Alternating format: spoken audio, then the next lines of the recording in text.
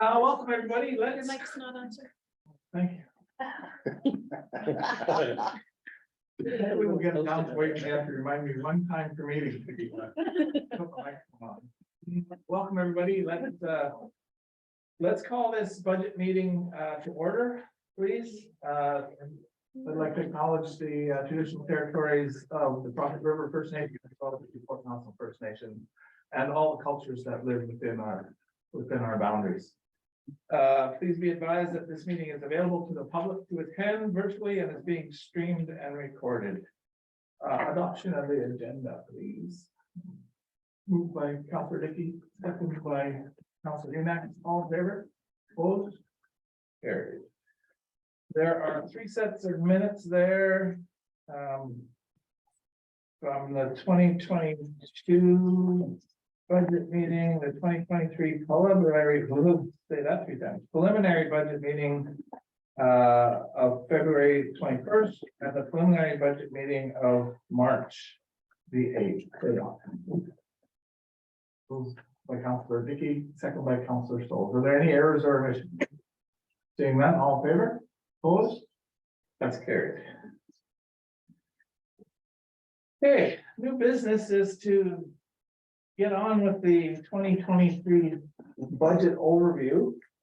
We can go through this line by line, but I was hoping that we'd be able to do it maybe in 4 general stages. We'll see how it works. But the first stage would be a general overview. Staff to give us an idea of what they of any changes, an overview of the entire budget, and opportunity for all of us to discuss any general concerns or issues that we have with the budget. Then the second part of it, I thought, would be addressing any low-hanging fruit. So any particular issues within the budget that anybody might have, and we can vote on those separately. And then finally, to go into, once we've got those figured out, a general resolution to look after the operational budget. So that entire tab, the special projects, which are included in all the tabs, the capital, which has a tab of its own, and then finally the grants to community groups, which we'll do individually because we have some conflicts. So we can't really adopt them in their entirety because we have to exclude some people for the entire. So we'll go through those individually and adopt those so that those who are feel they need to declare that they're in conflict and leave the room for those. Any discussion on that? Okay, so that's how I hope today will go. I think I will hand it over, so we'll move into the general overview of the budget and presentation by staff. Go ahead. Thank you, Mayor. You're welcome. Thank you, Son. First off, I'd like to, the budget process is a fairly significant undertaking and a lot of work occurs. So I'd like to sincerely thank all the staff that were involved with this. It's a lot of work goes on in the background, and I know Councilor aware of that. This is the presentation, but leading up to the presentation of this last, we hope we get sealed today. A lot of work occurs leading up to that in the background. So I just thank staff for all their hard work and dedication regarding that. The 23 budget represents the costs for providing service levels as per your direction and your priorities. As we're all aware, we've been dealing with some uncertain times when it comes to costs to provide those services. The inflationary values that we've seen over the past couple of years are they're unprecedented. They're sitting at unprecedented levels, and as an organization, we're not immune to those. And as such, they've impacted costs for us to provide services to the community. As always, we're always looking at opportunities for efficiencies. We're always looking at opportunities to increase efficiencies, to reduce costs, to mitigate the impacts of those increases. And examples are back today, Public Works went to a Tuesday, Saturday shift and a Monday to Friday shift. So on Saturdays, we weren't paying overtime. Purchase of a snow blower significantly increased snow removal and things of that nature. and within the organization, automated and the digital bill tax notices and things like that, all add to help mitigate impacts, inflationary measures and increased costs. And we're always and constantly looking at those opportunities. That said, you can't do more with less typically, and typically we're doing more because we're not necessarily reducing service levels. There's typically an increase of some sort of service level, which impacts us long-term at times. The budget that you have in front of you, fundamentally, it's the same document in terms of generally the numbers and whatnot that you saw that went to the public as part of the engagement process and went to the open house.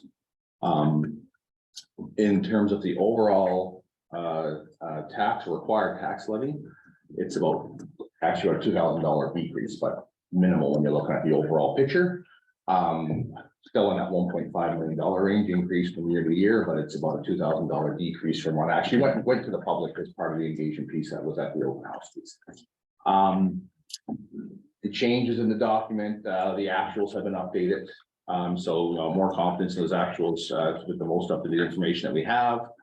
The assessment's gone to, so when we originally did the document, it was the completed roll and the revised roll has been out, so that's been included. So those including sample properties or whatnot have been updated. And the taxes collected on behalf of others, so these hospital district, school district, whatnot, that's been updated in terms of your terms and real rates. So the sample properties are more or there's a higher level of accuracy compared to the previous. In terms of the big numbers, the overall budget expenses, so the expenses for the budget, we always focus typically on the tax levy because that's the requisition required to for the taxpayer to make up a difference in the budget. So we always usually focus on that this year 22 million. But the budget itself this year is $44 million, just over 44 million. That includes any grants that have been applied for, or anything and everything, any expenses. When you back away all of the grant opportunities, if it's grant funding from the province specific to the IDCA agreement, any grants that we applied for, whatnot, back out any other revenues around user fees, service fees, whatever that might be, we're sitting at a required tax levy of 22,435,000. So approximately 1.55 million more than last year, or about 7.4% increase over last year. Within that number, the operational costs to provide the services that the community has come to expect and enjoy is an approximate $1.29 million increase, or approximately 6.5%. Rounded up 1.3 million. Just over about 300,000 of that is linked specific to the health initiatives. So remember that there has been a transfer of costs from the hospital district that's gone into our operational budget. And then within that, there's an increase of costs that weren't even in the hospital district budget as previously with the Roll Out Ready program and the recruitment liaison position, for example. So out of an operational number, about $300,000 was related specifically to the increases or directly to the increases on the health side. Other areas that have been increased have been the increased costs. Material supplies have gone up, contracted services have gone up, and personnel costs have gone up as council's aware of, and mostly related to collective bargaining agreements between QP and the IAFF. The required tax levy to cover the cost of the capital and renewal program has increased by about $777,000, so $780,000. So from about 3.2 million to 3.99. That number fluctuates sometimes year to year if there's some additional capital and whatnot. For example, an addition of a sidewalk increases that value by 110,000. Not to pick on sidewalks, just using that as an example.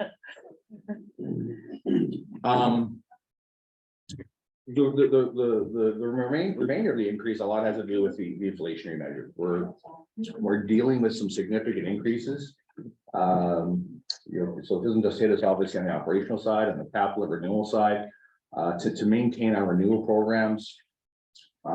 So roads, water, sewer, drainage, mobile equipment, et cetera. We're in the process of looking at what those impacts are going to do to those programs in terms of the needs for funds to maintain those programs. What we do know is that they're going up. And if we don't do anything, they're going to be underfunded. And there's a couple of examples in here. It shows where those funds currently are. So it's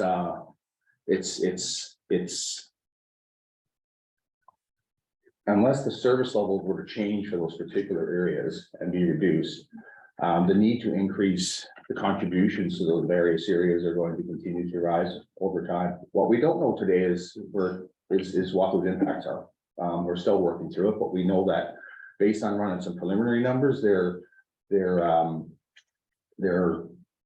graph is going the wrong way when it comes to sustainable delivery of service levels based on the current contributions or previous or historical contributions to those various areas.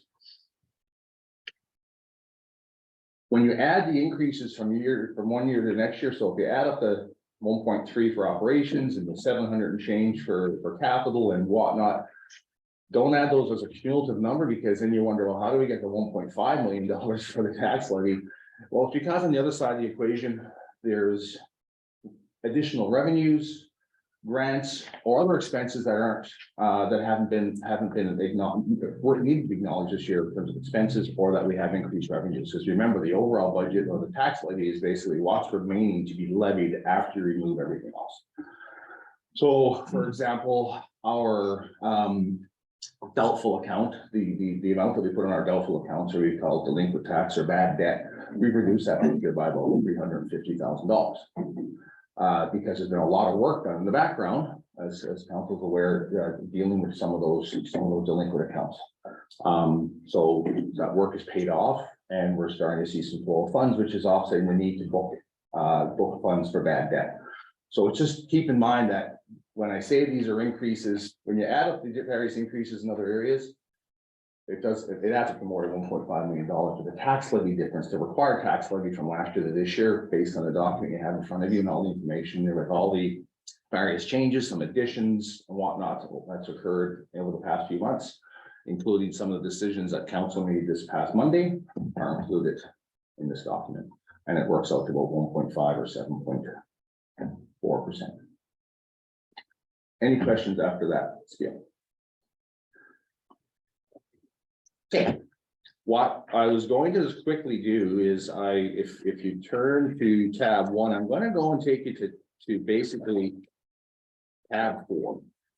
But very quickly, you can stop me as we go, or as I go, I'm sorry, because this is information we've already gone through. The numbers have been updated a bit, but there's no significant fundamental changes.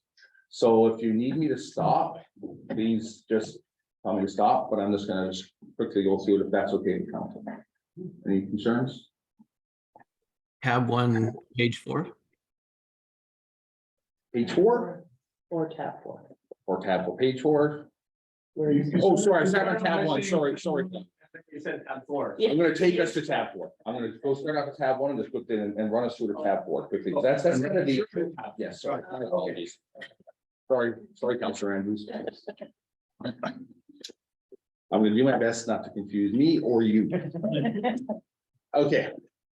So when you run through tab 1, so I'm looking at tab 1, page 2 of 9. You look at that page. This is this outlines the changes that have occurred, some of the ins and outs that have occurred since the development of the preliminary budget, some of the decisions that council's made, things that like the Chamber Trade Show. Some of these things they'll impact the budget, but don't necessarily impact the tax levy because council made some decisions to have the funding come from different areas. Page 3 of 9, net tax requirements. It just breaks out from the 2022 to 2023 budget and breaks it out from expenses to transfers, revenues, etc. Some carry forward funds, and it just kind of rolls it up. And again, we still see that number of 1.552 million, 1.553 rounded up. Page 4 of 9 outlines all the various revenues to offset the expenses. And again, stop me if I'm going too quick, but we've already, sorry, yeah. So on page 4, under transfer from reserves, the 2022 budget amount was 12,800,448. Yep. And then the actual is 0. Now, could you give me an explanation that would help me to understand why it's 0? That one I can't specifically, again, if it's the number being lower, I can. I don't know if we, it's a good Trevor one, that one is, my apologies, because the transfers from reserves, they do transfer from reserves and it might have not pull the number through properly specifically for them. But I can find out for you. You'll see a significant decrease in the transfer from reserves from last year compared to what the budget was, and a lot has to do with the fact that some projects that had planned to pull money from reserves to cover. Right, so the deferral of 44th Street, which was going to pull some significant funds from reserves, didn't occur. 44th Street project never, but it's not canceled, it's just deferred. The paving component, for example, will reduce it, but I can't answer the 0. There should be another place, I'm trying to think, that talked about, because this is just a summary of what's in here. There should be another place- Oh, yeah, there's other spots here. Yeah, the challenge we have is the balance and how much information we provide, because you can look at the budget every which way to Sunday and look at the numbers in many different ways, right? So. I just want to be prepared for if any of the residents, because it's right at the beginning of the budget, so don't think too many people will go through the entire document, but they might If they go see through that. at the beginning, and I would just like to have an explanation at the ready for why that says 0. Yes, yeah, no, I appreciate that for sure. And we'll dig into that one. Page 5 of 9 outlines the tax levy assessment, and then the table at the bottom basically shows this is the updated revised roll. So now we're able to compare. When we first put the preliminary budget out, we're typically comparing the 2022 revised roll to the 2023 completed roll. The completed roll is now, sorry, we now have the revised roll, so now it's apples to apples in terms of the information. And not a whole lot of change, a bit of a drop in the residential Yes. assessment. But when we get further into here in the document, you'll see that it hasn't impacted the distribution of the taxation at all. And here we are, page 6 of 9. When you look at the breakdown of the distribution, so converted assessment, this larger table there outlines what that converted assessment looks like. And then it's rolled up into neat little table at the bottom here, page 6 of 9. So the distribution of the $22 million tax levy is 7.1% for residential, 8.5% for business, and then industry picks up a significant portion of that tax levy required requisition of 84%. So just to put it in perspective, every dollar that's spent or saved is a 7 cents is going to the resident, about 8.5 business, and industry is what 85 cents.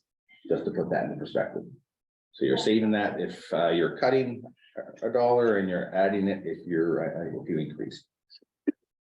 Page 7 of 9 breaks down the expenses based on the operating budgets based on wages and benefits, contract services, materials, supplies, utilities, and other. 8 of 9 outlines how the special projects and renewal and capital assets, how they fit together in a table. Again, it's just different ways of outlining and demonstrating where the budget is, where the funds are. And then last but not least, on page 9 of 9, it's what's the impact to the taxpayer, your residential, industry, or business for every $100,000 of assessment and $100,000 of spend. So you'll see in the residential side, for every $100,000 of spend, if you have $100,000 of assessment, it's $2.18. Any questions? The next, it's still in tab, we're still in tab one, but it's the page, it's one of one, but it's basically the budget summary. So this outlines the 22 budget versus the 22 actuals.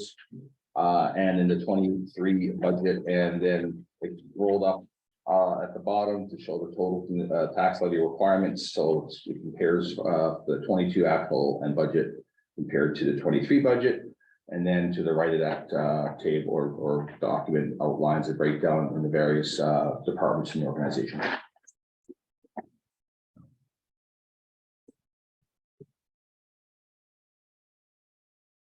Any questions? We're good to continue. Tab 2 is your sample properties. Kind of go through them, but they're updated. They have the document now outlined, as I mentioned, the revised roll versus the completed roll. And also has updated, has accurate information specific to the taxes collected on behalf of others.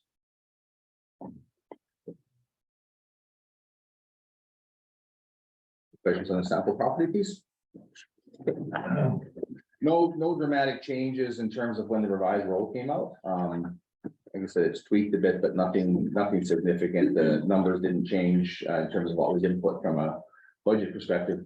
That's dramatically changed anything, and the revised roll didn't swing the pendulum anywhere significantly. So if anything, some of the taxes collected by others, those rates are a little bit lower than what we showed in the original document. So there's a little bit of a savings for the resident or taxpayer.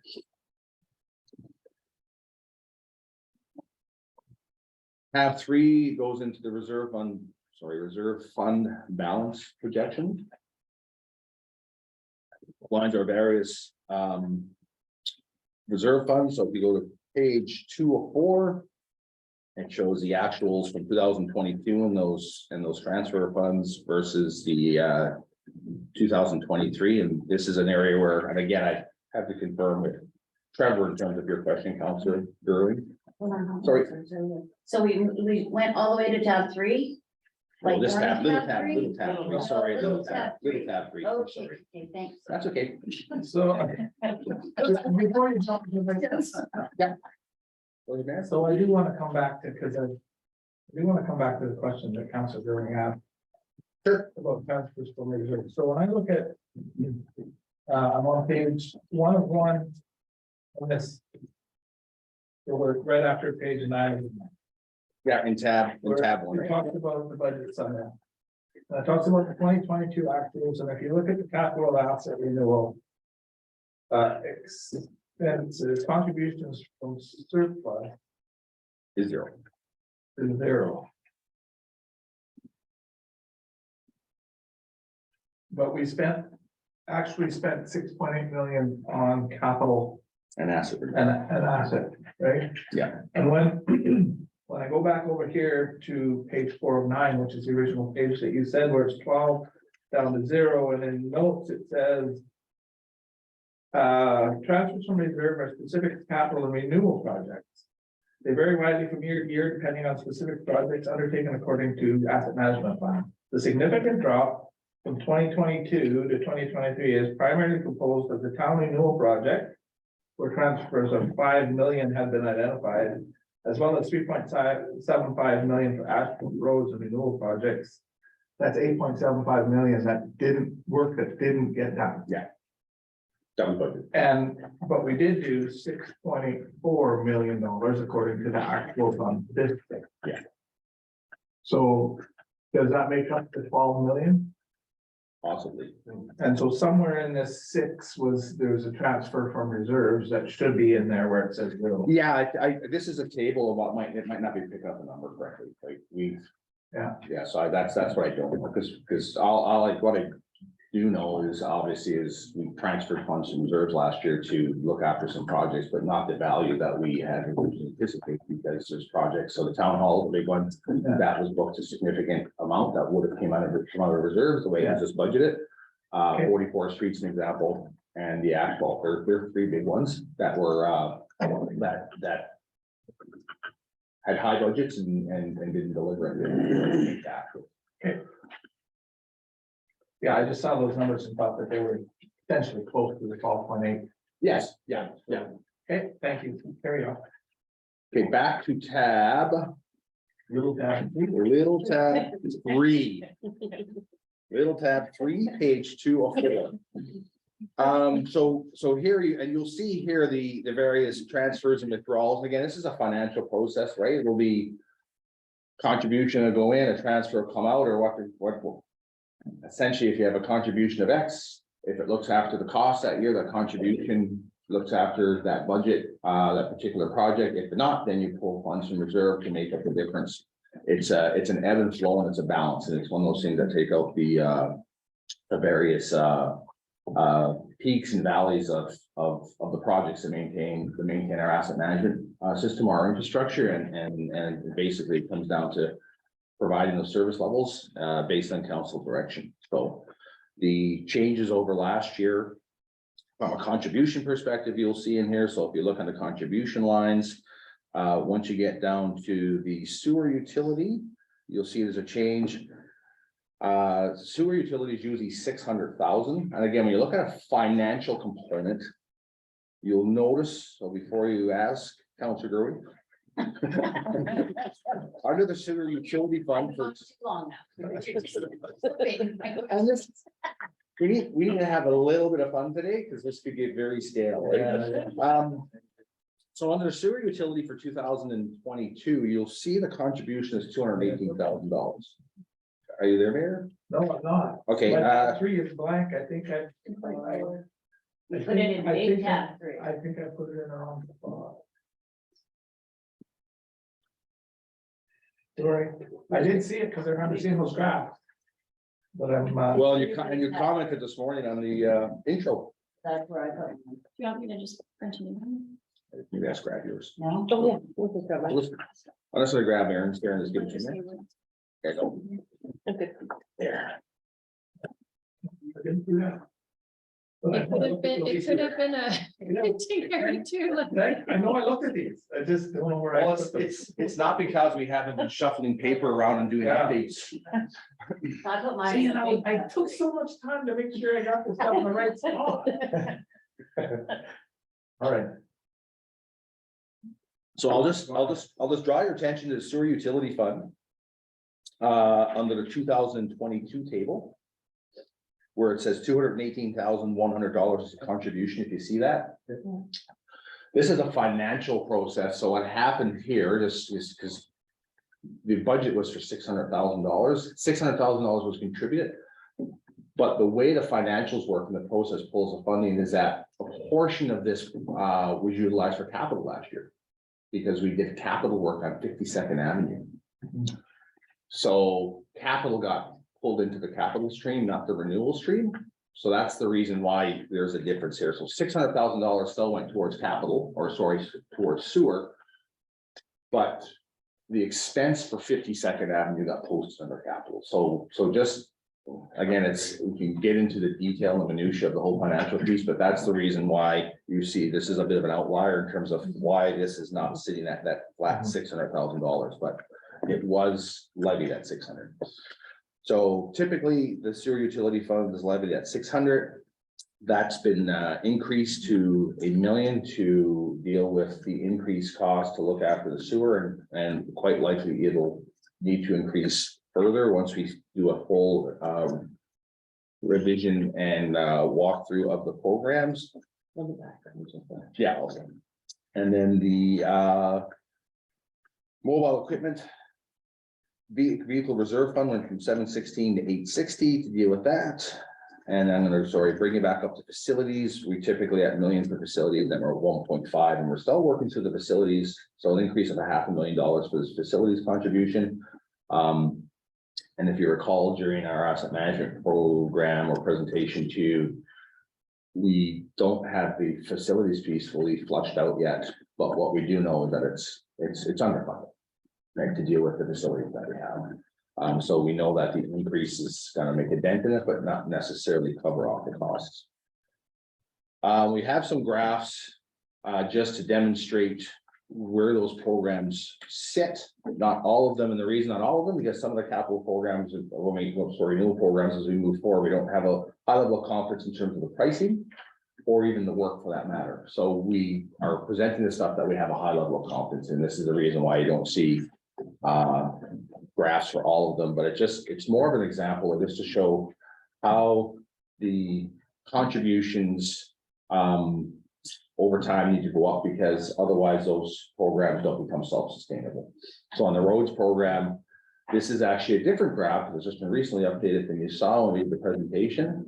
And it's because the pricing that came in this year for the asphalt for the roadworks is astronomical. It's absolutely over the top, right? And we're, working with Luann and her group, we're working with some different consultants and some different contractors to look at what some opportunities are to deal with that.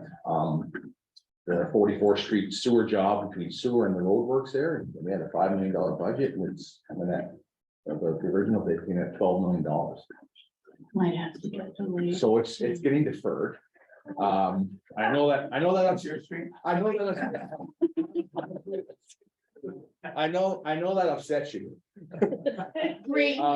So Bring what you want the work to happen, I'm just saying. but you're gonna want it to happen at some point. So, but I mean, it's an example.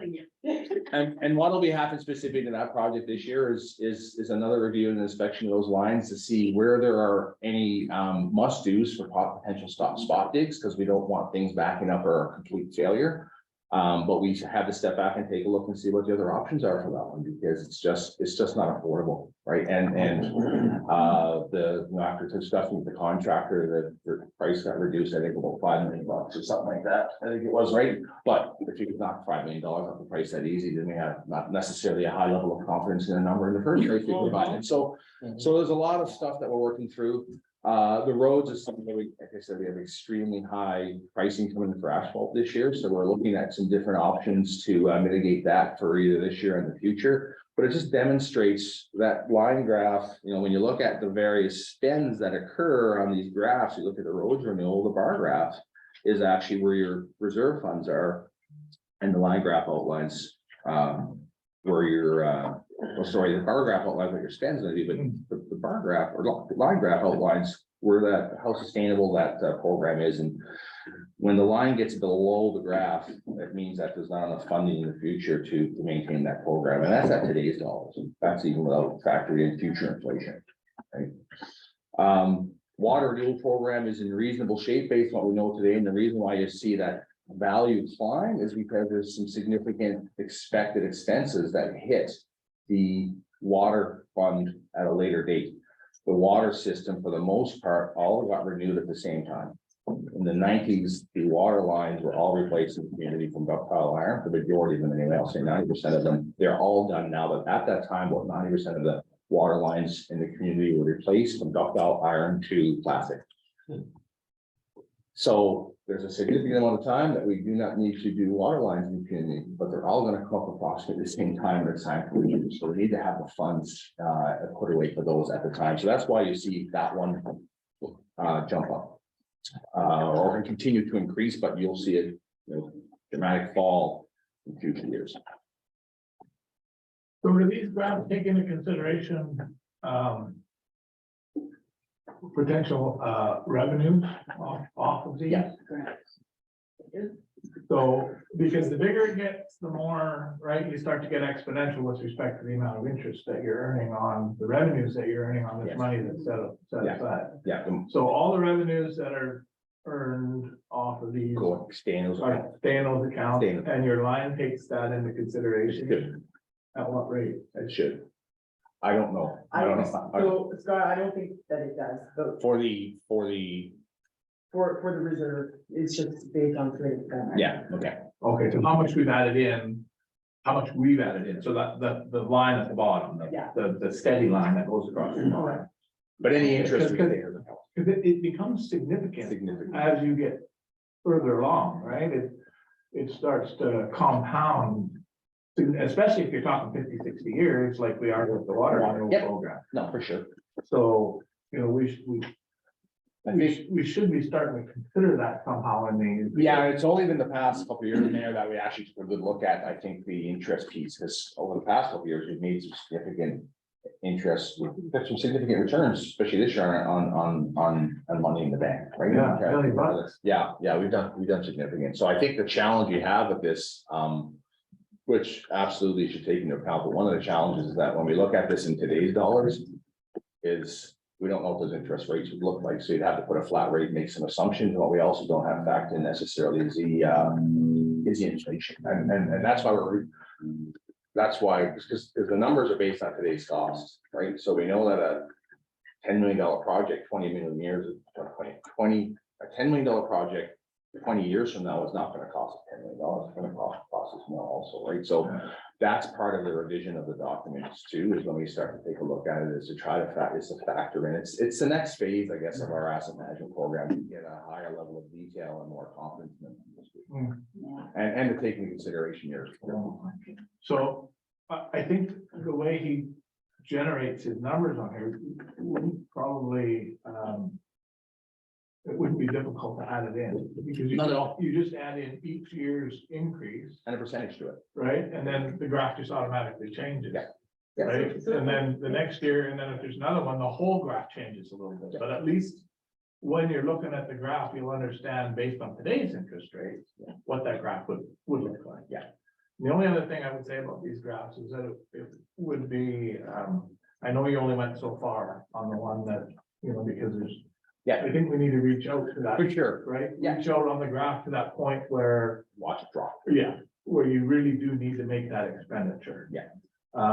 So that future councils, because it's maybe 40 years, future councils will be able to see how what that looks Yeah. like. And so the real cost, if you're taking, if inflation is included in that as well as interest, then both those graphs will change each year. Yeah. Right, and give you a little bit of a better forecast. Yes, no, for sure. Okay. Yeah, no, for sure. And that's the process. I mean, I guess, initially when we developed the program, it was fairly basic and we've taken a couple levels since then and we're in the process of taking up another one. Sure. And we have chatted about the water pieces and support. Now, of course, the farther you go out, it's like turn your high beams on, right? Sure. You have less confidence in the numbers the farther you Yeah. go out, but It again, gets it's dimmer and understanding. dimmer, but- What we do know for certain is it's gonna cost us more money. And it needs to be renewed, right? Is on the water side, what's interesting, for example, is plastic water pipes have a projected life expectancy. But for the most part, they haven't been around that long to see that. It's like almost like LED lights. Everyone's had LED lights that last for 25 years. Well, we haven't had them for 25 years and we've had tons fail in town since they've come out, right? Water lines, the same thing. Are they gonna last 75 years or 50 years? Or are they gonna last 100 or prematurely fail? And that's some, we're making some assumptions too, but the more that we can accurately project, we have better confidence.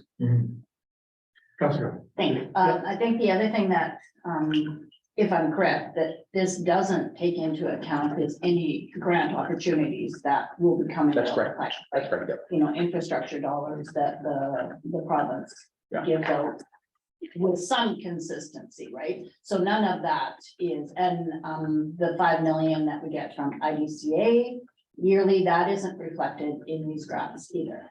Well, the 5 million is offsets what our cost would be. So the Right. contribution to the program is a contribution. So for instance, our contributions this year would have been $9 million overall, sorry, the tax levy would have been $9 million for capital this year, capital, the 3.9, right? Right. Versus 8.9. So that all factors in that $8.9 million worth of new money, we'll call it, that would be taxed this year. Has a $5 million grant applied, which is the IDCA. Within all that rolls up these contributions into these programs. Right, but any additional dollars, like any additional, none of that is reflected. in- Because we can't make that assumption. We can't turn around and Yeah, you can't, you're not guaranteed the grant, the one. No, I think that's- Grant. I think it's important to keep in mind. too, Yeah, for right, sure, that when yeah. we're- the other thing that offsets this too is, I mean, I know it's a conversation that previous council would like, but what offsets these numbers too, in terms of those contributions would look like is user fees. Frontage tax, water bills, that offsets the costs to operate the system and so again. Those numbers haven't changed through the years, right? There's been a long time since there's been any increases in those fees. So then that creates more of a gap in this too, because that helps replenish your capital system, not just doing a general contribution. I have one more question. Okay. Just before we move on, I have a question. Can you give an explanation as to the difference between the statutory reserve funds and then the heading reserve funds? So, Statutory reserve fund required to do this statutory requirement legislatively, right? So if you look at back to page 204, we have the Growing Communities Fund. That's a grant, that's a recent grant that we received. It was clearly outlined what we need to do with those funds. Council has no flexibility in terms of where those funds can be spent, how they can be spent. The bylaw has to be attached to it, which is something that we would put in front of council. Versus your reserve funds, you have a reserve fund policy.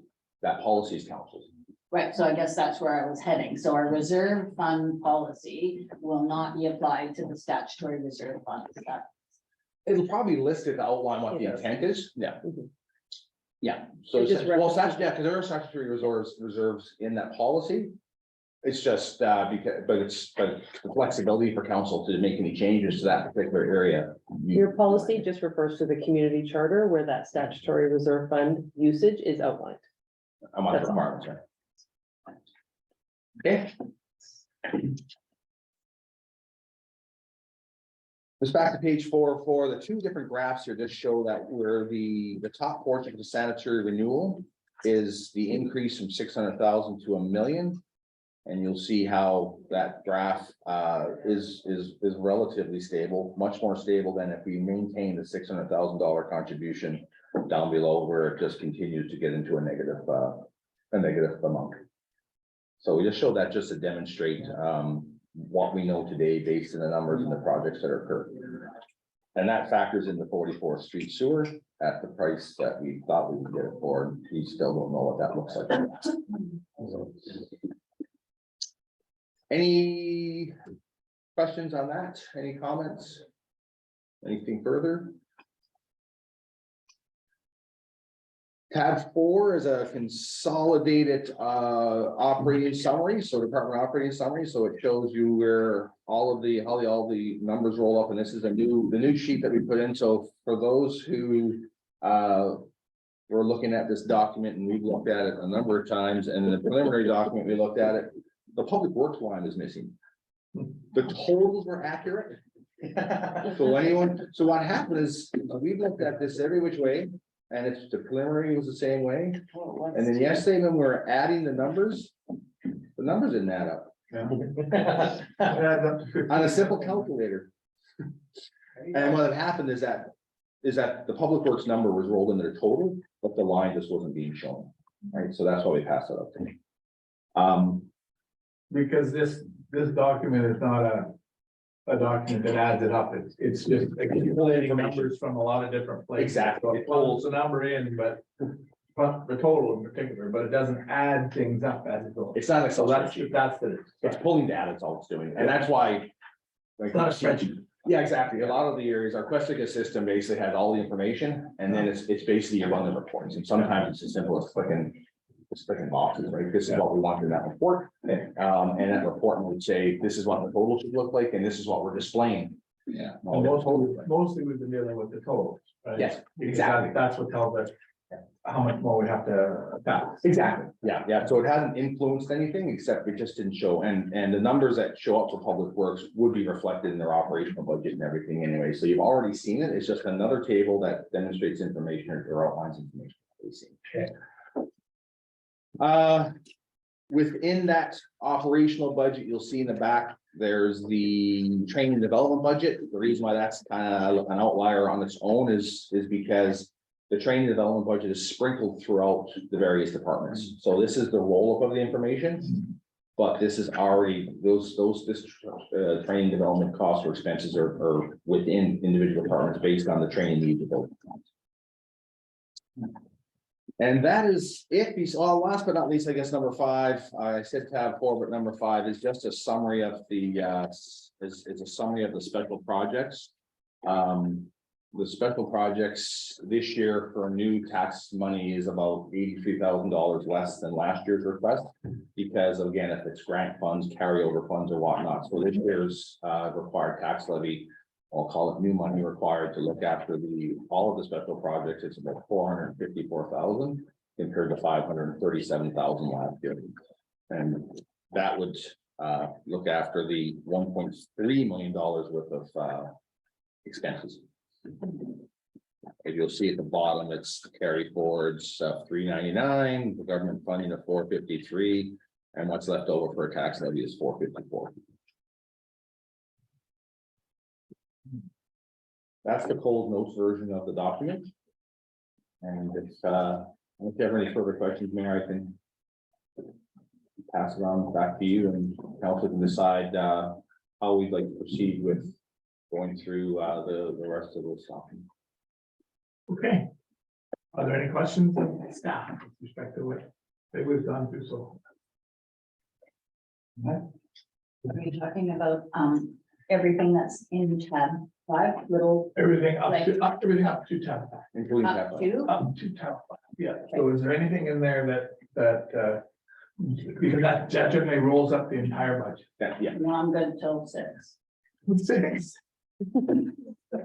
Well, Yes, I'm sure of what are we gonna vote on, like, where are we?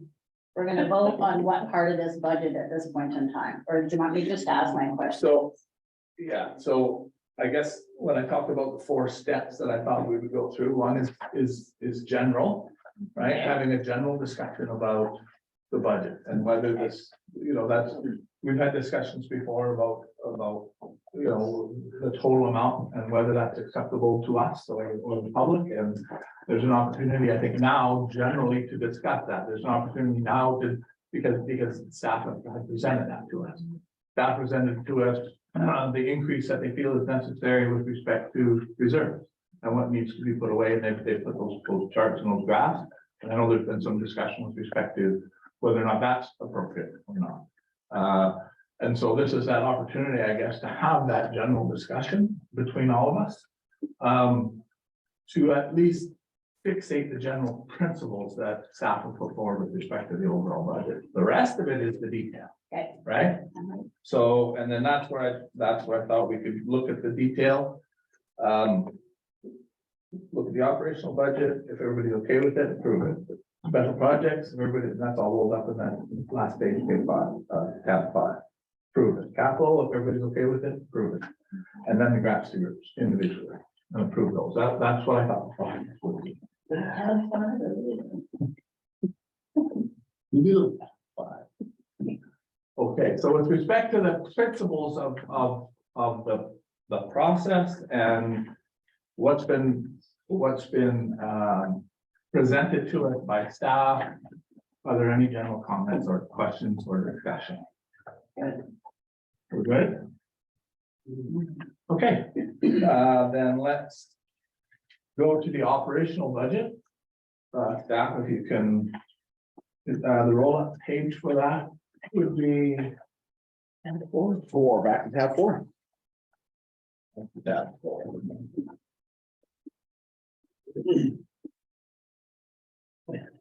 Which essentially sets the budget at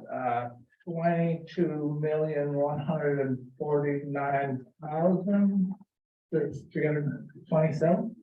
Is that correct? Yes, essentially. It includes governmental services. It includes protective service, all the departments. Which would be a roll up just for those previous of all the previous, so all of the, we'll call it the green. sheet. All the green sheets, All the green all the green sheets All the in the book Okay, my, are rolled up there. sorry, my total says 22,152,256. So that was the new sheet that I got today. My old sheet says 22,149,327. So Online, it says 22,149,327 as well. My updated sheet has that number reflected. Yeah, mine does too.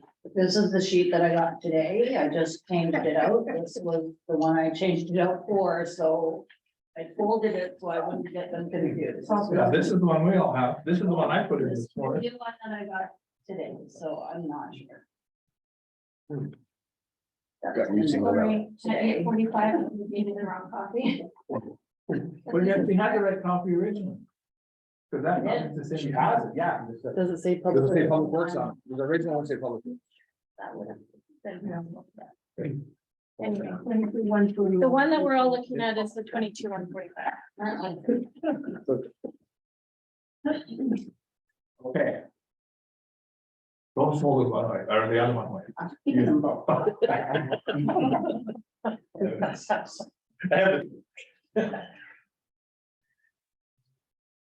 All right, are there any questions, concerns, or changes that any of you would like to see to the operational budget?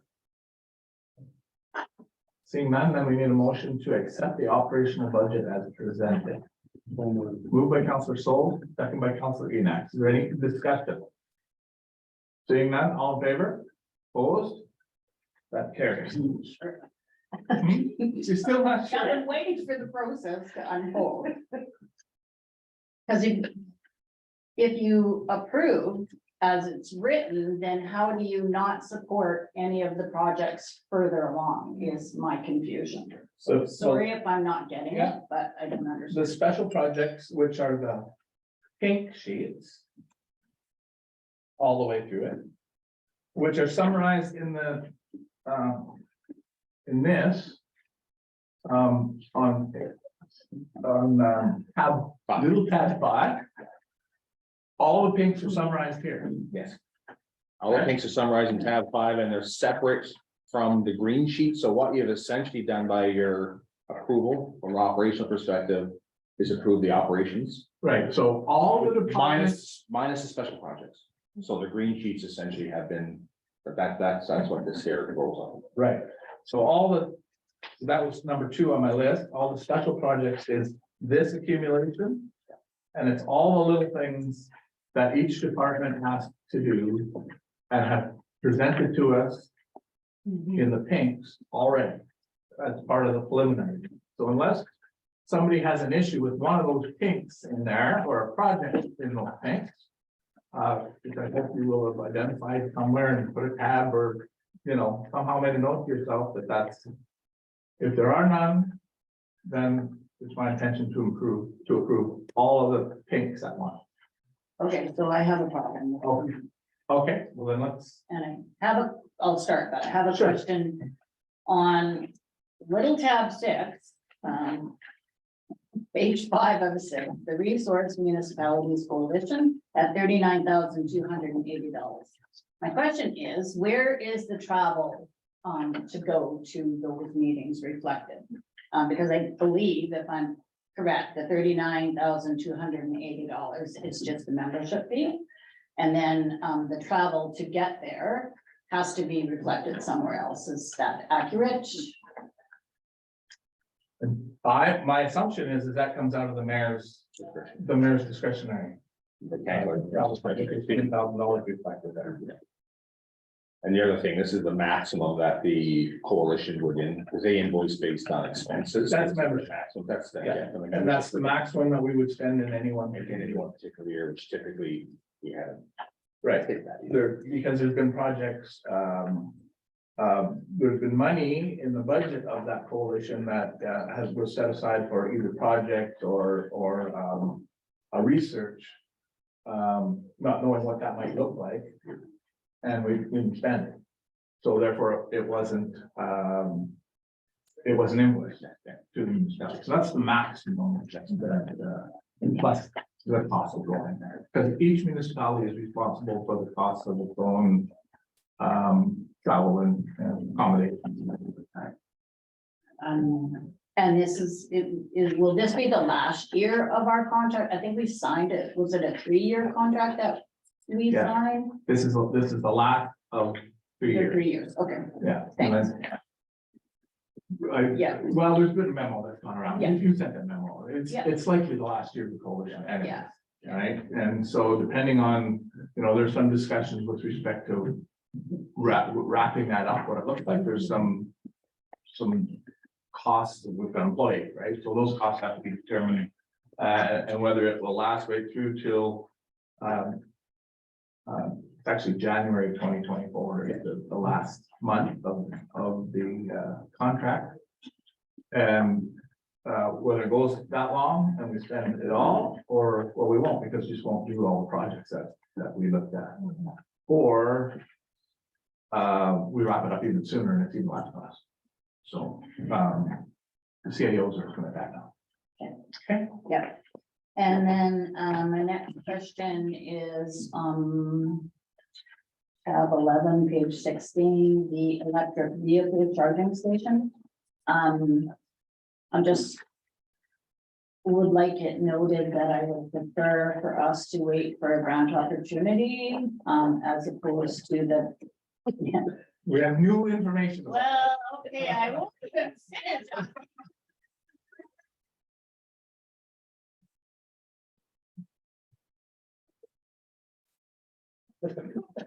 So it's in your package from last night's agenda, which you probably, I'm not sure if you got an opportunity to read it. I think maybe you did, but yeah. Just to have something. Yes. So there is an opportunity, BC Hydro did contact us, I think last week, I got the email, for some opportunities, so council may want to consider. Deferring this and waiting, I think, Yeah. again, and this is the reason why I have an opportunity, the way the way the mayor's explained it is that. With your opportunity now for following this type of process to decide, is this something you want to do, and we can decide, let's hold it. Yeah, I mean, I would like to pull it. That was where I was headed with that. Pulling it until the grant, until there's a. Yeah, I don't think that there's a need for us. I know it's a small amount, but I don't think that there's a need to have a tax levy in the amount of $23,200 for a second electric vehicle charging station at this point in time. Are there any other comments from this? Um, Scott, please, or Councilor Andrews? Yeah, thank you. Thank you for bringing this up, Councillor Goering. I'd have to fully agree with you. Especially if there's something else coming along, we should definitely not have this on our tax levy. Robert, just a good question. What level charger would this project have been? Level 2. Level 2. Do we have a mechanism in place for charging fees for our charging stations in the future? I know we discussed, providing it at first, but some of the feedback I've had from the community is that fees would be appropriate at some point. So the one that we have in place has the ability to charge a fee. This council will elect at the time not to charge a fee. So the one does have the mechanism to be able to charge a fee, which council will obviously have to put that on. Just fairly speedy. Yeah. So the report's 100. In the report. Which is perfectly acceptable. Many or most of you haven't had an opportunity to read that. We just went out last night and a day early too. Good with the agenda today. Well done. Okay, so I will ask, from staff's perspective, do we want to just keep track of the individual changes? Well, keep track. If there's general agreement, then we'll call that a change. Yeah, and we can do it as amended with the changes or something, however council. Well, once the changes are made, we can either pull them out by name. Yeah, I think that's probably the best one. Approve all special projects With the exception of. with the exception of. Will that be okay? General, we're okay with that? Okay, so we'll just keep track then. So that's, I think there is general agreement that we will pull that one out.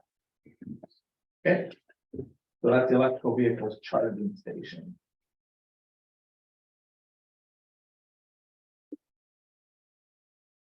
You got another one? Just all the things, right? Yeah, the pink, we're building special projects, yeah. The special projects being nothing capital. Yeah, no, I'm good. Yeah, I'm good. Good. Yep, Okay, so then that makes it easier. There's only one. had to prep differently, so I'm glad I had a heads up. Yeah, okay, so, two. Special projects, a motion, I'll need a motion to accept all the special projects in the draft budget. Except for the electric vehicle charging station. Moved by Councilor Roper. Second by Councilor Ian. Is there any further discussion? Sorry, Okay, does this motion include the sidewalk extension from the campground to the? Well, that'll be counted. Okay, any further discussion, questions? Seeing none, all in favor? Opposed? That's carried. Thank you. Special project is done. In the list of agenda, the grants groups is next, but we'll just talk to capital, I think, and deal with the capital and then come back to grants to groups. So that is, help me. Tab four. Section 4. Oh, section. Which is the big tab. Which is the colored tab boy. Color tab four, big tab four. These are all of the capital items that staff have put to us. Mostly for, if I recall, mostly for renewal and asset upgrade. Yes, that's correct. Yes, that's correct, isn't it? None of the major projects are in there. Town Square. Downtown revitalization, the park. Downtown revitalization. I want to call it anything like that. Those are all. That's what I call Yeah, yeah, those those major capital items, projects are not in here. it. As the actual projects being completed, Yeah. no, Okay. no, there's Andy Bailey or has there's design for Andy Bailey and whatnot, obviously to continue on with the grant opportunity for next year. Right, And same with Town Square. And same with Town Square, there are some, yeah, there's a little bit, but it's not a absolutely construction. nothing. You know, even though we've been approved for the grant, it's not included in here because we're not actually gonna do the job. So we're not gonna receive the money and we're not gonna I'm spend not the money gonna this year. That's correct. Okay. Yeah. Good. Okay. So, capital items, are there any questions, comments, or anything that anybody would like to discuss in the capital section? Does that include the composting waste diversion pink sheet? Yes. Okay, Good. so my notes, may I? Yes. My notes indicate that Luann was going to come back with an answer. As to. Compost. Doing. Use. So I have a draft from. Lou, I got- can you? Can you put up? Can you Yeah, get that's okay. For the record, you can hear Lou just fine. Stalker. Shocked. She doesn't realize we had her. So I have a draft memo back from GHD talking about that. We're sending it back for a little bit of rework. And so we should have something to you shortly. I don't want to say 2 weeks, but probably 4 weeks. Thanks.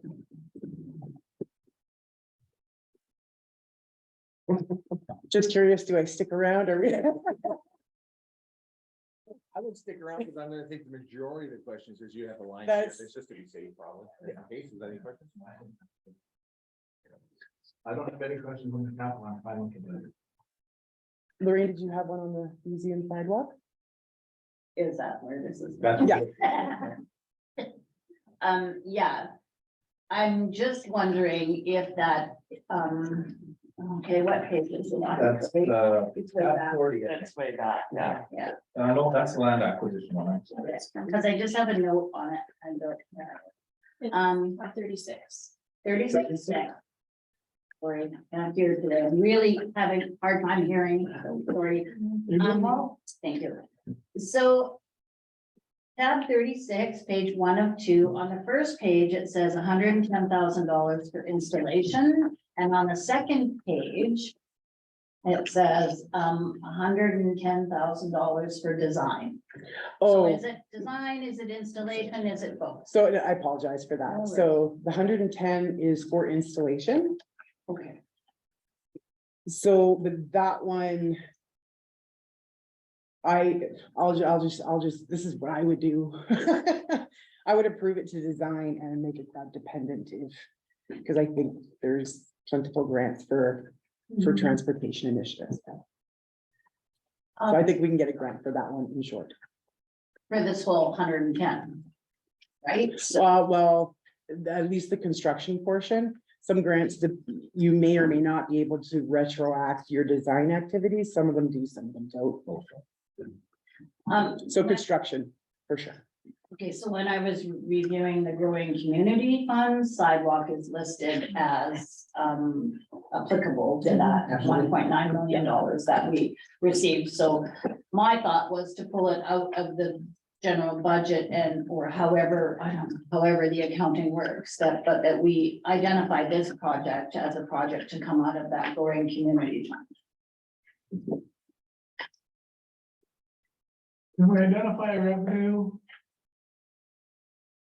Can we identify how we identify the revenue? Yes, 1.9 is there. Yeah, We just haven't put a bylaw with respect to how we can spend it. That's, We haven't done we that. haven't done the bylaw, which we have to do, but I mean, it says you can go back. Right, yeah, absolutely, Yeah. yeah. so I guess the point I'm trying to make here is that it doesn't need to be in the capital.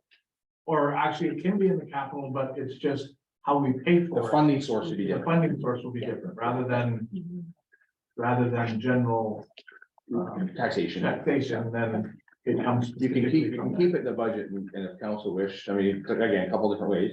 We can Yeah. continue with design. Or you can have the full amount of budget and.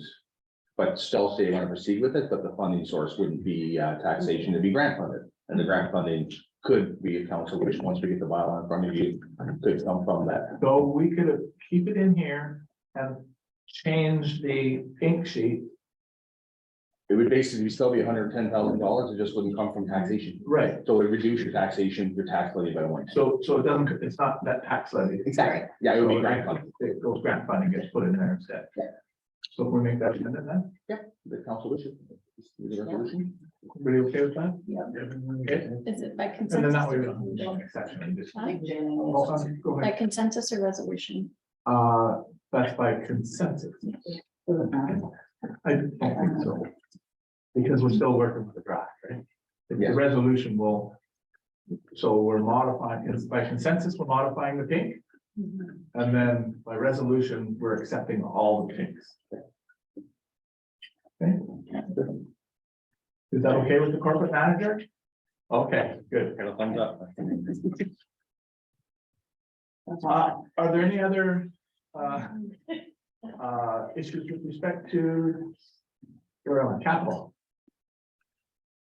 Okay, seeing none, we'll need a resolution to accept the draft capital budget. Or to, are we adopting? No, we're just accepting the draft as the final capital budget. It's approved in principle. Okay, approving that. Yeah. We're approving the capital budget with those changes. with those as presented. With the changes. Who would like to move that? Counselor. Seconder? Counselor Over. Further discussion? Seeing none, all in favor? Opposed? That carries. Thank you. Thank you. Okay, I think that brings us to grants group. Which is where we spent most of our time. The last time around. Which is section 3.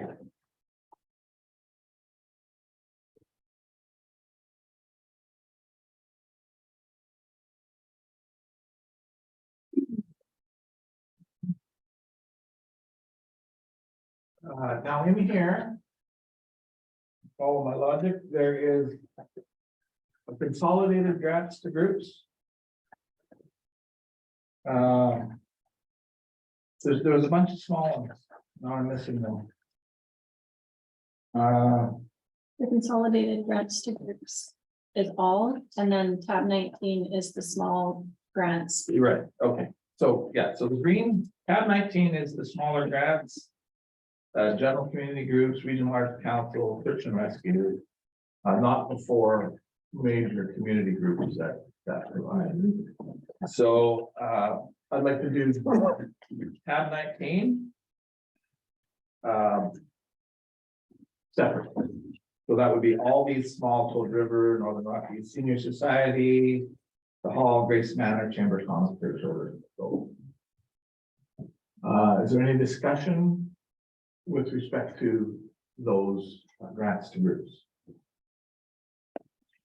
Councilor Gerwig has a question? The question in general, not to any specific group, but when a group receives grant funding for a specific item, who becomes owner of that item? Let's just, I'll just, say search and rescue. They're wanting to purchase a snow, oh, no, they want to purchase another quad.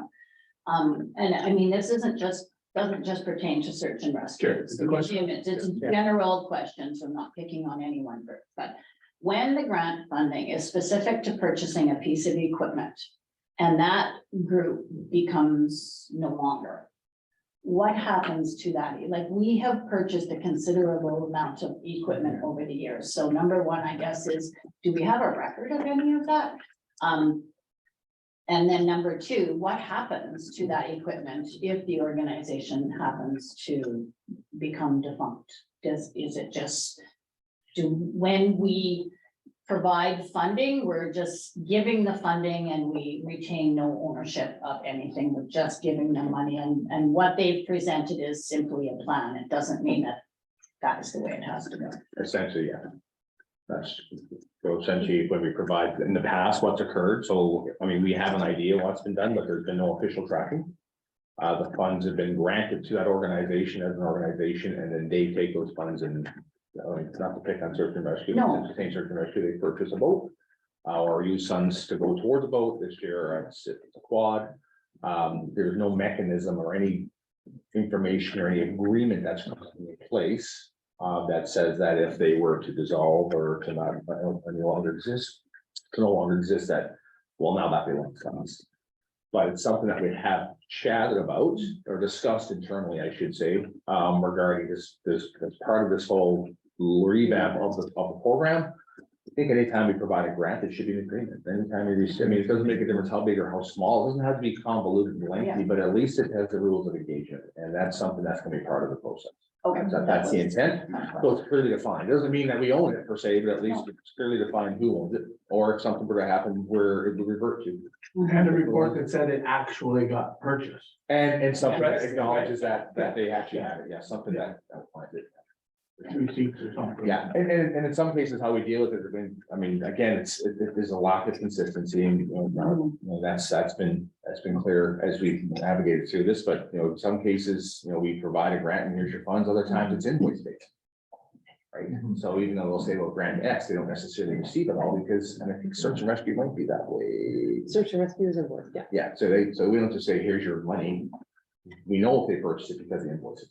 And then we just deduct that from the grant amount, but again, it's a lack of consistency and there's no documentation to support. We already have a lot of books to change that all Oh, yes, that's front and center. up. Okay.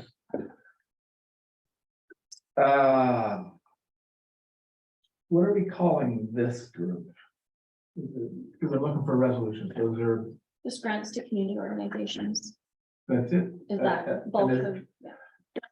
Because we're specifically going to name the other ones. That's right. Oh, is that right? Okay, As so, listed on page 10, I think. okay, yeah. So, I'm looking for a resolution to, accept the grants to community groups as, listed on page 1 of 61 on tab 19. So, Moved by Councilor Gerwin. Do I have a second? Second by Councilor Roper. Is there any further discussion? Seeing none, all in favor? Opposed? That carries.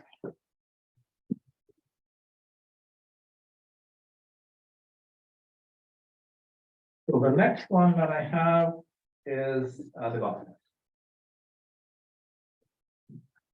Okay. So, is there any new information that staff would like to give us about the golf course? Oh, I'm just trying to think if anything happened since the last time we chatted. You'll notice the number of the value here is 167, but that is because of how the original 25,000 was, that's that advance from last year. And how it's just the financial piece. The actual amount that would show from a tax levy perspective is 142. Or 25,000 minus 167, plus they have a $25,000 cap. Okay, sure. I'm just explaining because if you look, you'll see the 2023 budget shows us. Sorry, the 192 there, it's 25 grand less that, Okay, Because that 25,000 been given to them already. 25 grand From from last last fall. so what we're looking at right now is the net grant of 167. 167, that's right, yes. I apologize, No, that's okay. when I looked at, I looked at the 167 here for the one-time operating, but the 25 gets added to that for your contract. So your net grant is it was 167. And that would include 25.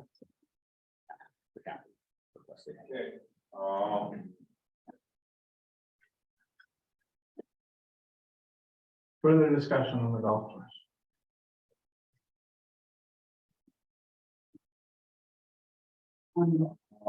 So I just wanna say that I strongly believe that the golf course is a community asset that should be supported. It adds to the well-being of our region, supports our tourism goals, and adds to the quality of life for residents.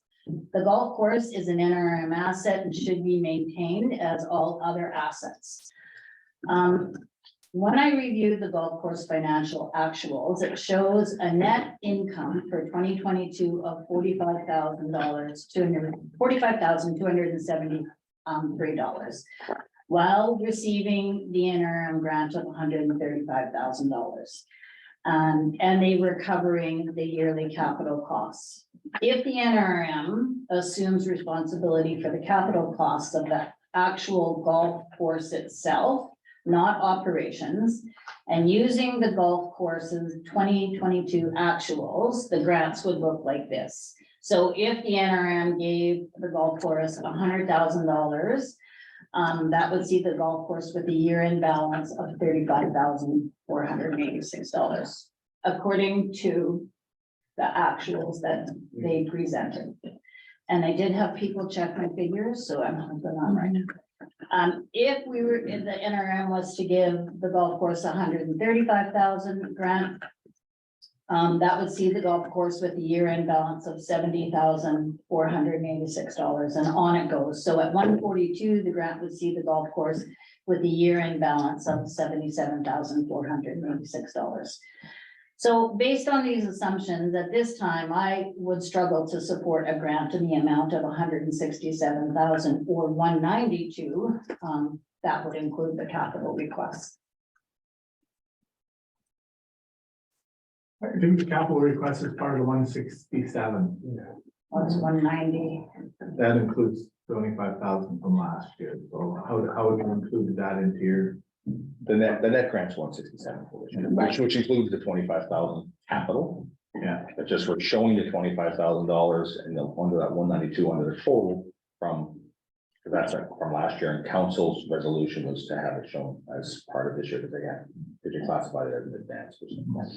So, I don't know that we have come to an agreement as to the NRM is actually looking after the golf course itself for 2023. Like, I'm not exactly sure where we are on that part, but if we are taking care of the actual capital for that, then I don't, according to the figures that were presented as actuals in 2022, I couldn't support a grant of 167 at this time.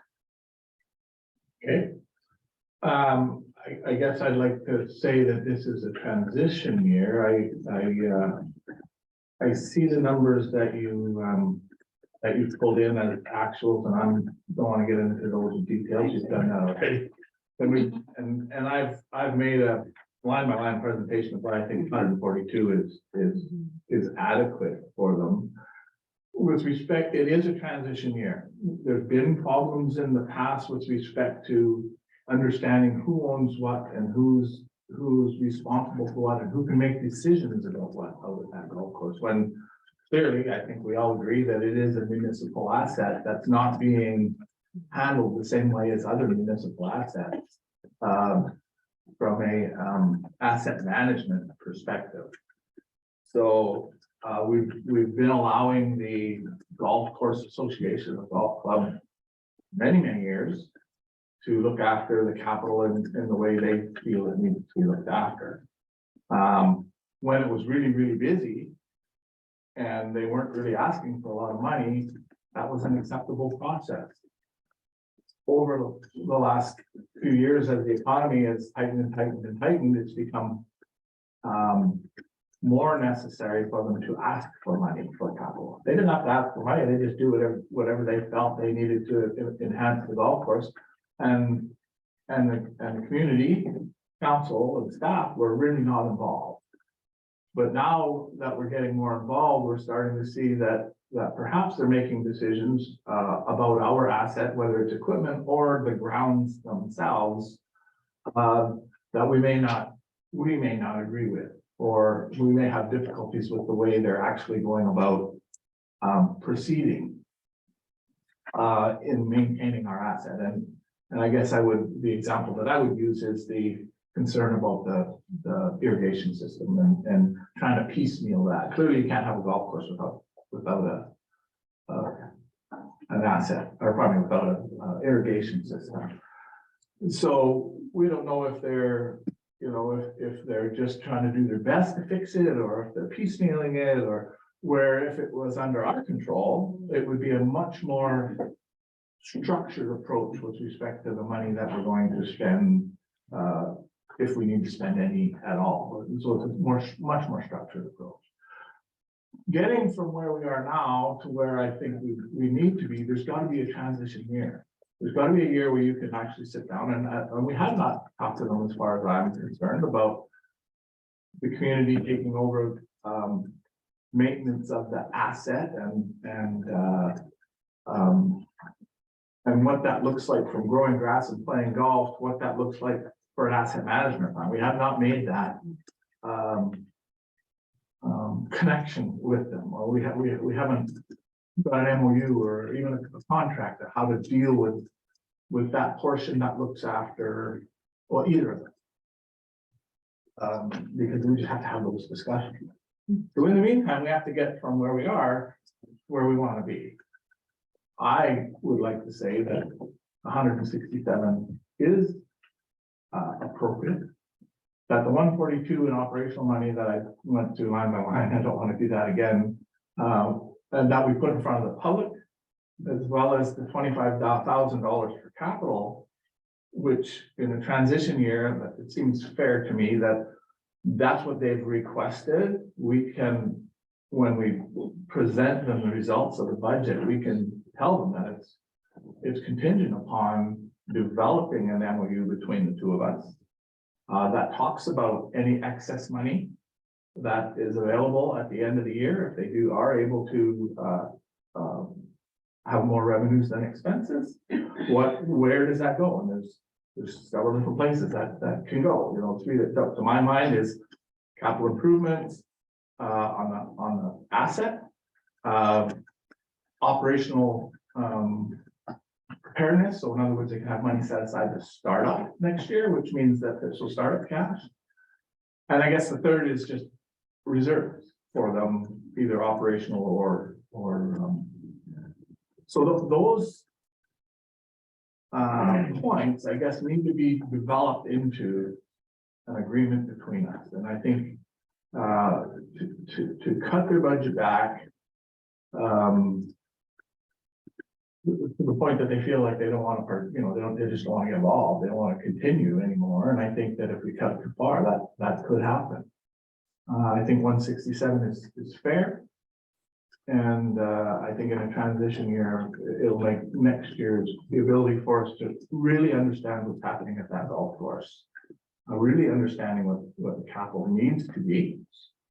Because then we'll have some direct decision-making ability with respect to what that asset looks like, both from equipment and from a grounds perspective, and how it's going to be paid for and how we move forward. At the end of the day, all of it is ours. It's a little different than what we talked about before with respect to buying a piece of equipment for one of these other organizations. If the golf course a club dissolves, we still have an asset there that needs to be, they're not gonna take it, they're not gonna be able to sell it, these other ones might be able to sell it, I'm not sure what the process is for absolving these other associations, but this is an asset only. So the equipment will be ours, everything will be ours, we just have to put that all in writing, so that we all understand. I think that's gonna be done this year, I believe it will be done this year, we can make it contingent on receiving the budget money. So I think in this transition year, I think that's fair. That's my home. First, Yeah, for sure. So I'm understanding that the irrigation is still an issue out there, so it hasn't been fixed. If we grant them the full amount. Who pays, is the irrigation cost gonna come out of this amount, or is that gonna be above and beyond? And if it's our asset, are we gonna be able to show them some sort of direction as to what they need to do? So they don't get in over their head and have to come back to us, you know, for. You know, a bigger hand. Yeah, so we've already had significant and good conversation with golf course with the board. And discussed the irrigation system specifically.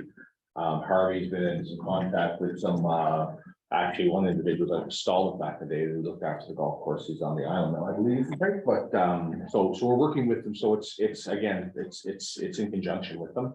They know the system better than we do. But that said, we want to bring our assistance support, and in some cases expertise when it comes to a structured approach.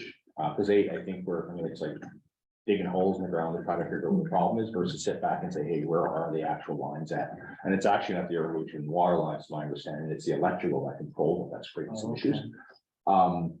So to answer your question, we're working with them. What we don't know honestly is what the cost is, because we really don't know what that looks like. The capital, all our capital, we help with the cart paths. Was it just component, which I think Blue Line's working with them in terms of what that even looks like. So again, being that transition year, there could be additional costs associated with the irrigation system. We really don't know, but bottom line, it is our asset, and you know, looking in the rear mirror, there's a lot of things that could be done differently, but moving forward, we know that we need to get that particular area aligned similar to what our asset, well, Holden's our asset management program. So we're working with them so they don't get over their heads, because they're not going to be in isolation. We're tapping it based on this is our system, right? And they're quite happy with that because they're a volunteer group that's been trying to get it working at the end of the day, and we feel for them, we recognize that, but we don't have a good, the snows are melting now, so basically we're waiting for that to occur to get a good walk through the whole area and work with them and talk about some of those needs and what's occurred and then start building that plan moving forward. So, and it's not a complete failure. no, I mean, they're still growing grass. I've been out there when the sprinklers have been sprinkling, so it's parts of the system that they're working on. But I don't know what they have set in that $25,000 of capital. I don't know. They did, sorry. We can come up to the table, Harvey, please.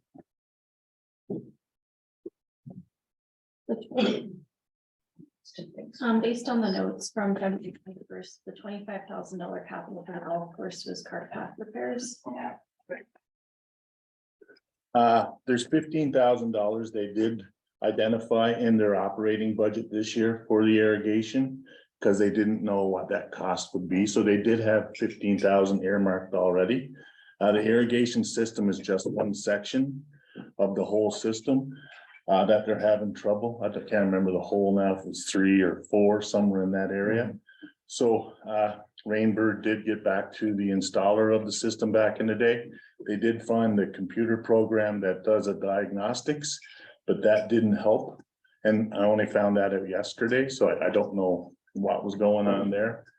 And as we move forward here now, and the town moves into, I don't want to step on anybody. It's like me going over to the theater with John. We look after some stuff, but it's not my job to get involved in John's business.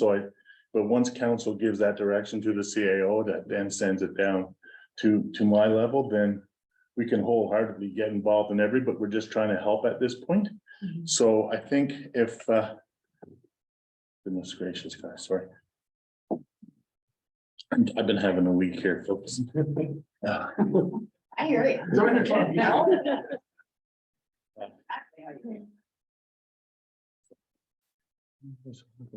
We're talking, once we're gonna work with them basically. Yeah, well, yeah, We've had the so- conversations, Harv's had a number of conversations with Tyler. With, yeah, and I supposed to go on a tour of the golf course on Monday, but I got sick, so I couldn't go out there with them. So that's in the works, so we can do all of our, what assets are out there and get a value to that for Trevor, for the books, of course, and for our understanding of what's there.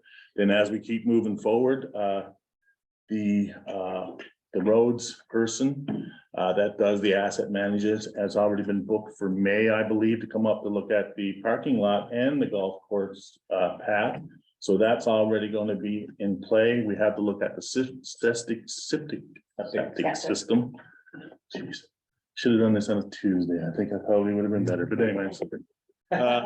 The septic system, which I don't know if it had any work because it hadn't been cleaned out in years. So all this stuff we need to go do, and it's truly ours. So I think once we get this MOU in place and everything, that we can wholeheartedly go in and take part of the maintenance and look after it like we do. Because I think we're very, very good at the maintenance piece. It's just being able to go in there, get our understanding, and then take off from there. So I think as a group that's just doing it to have a golf course, they've done really well.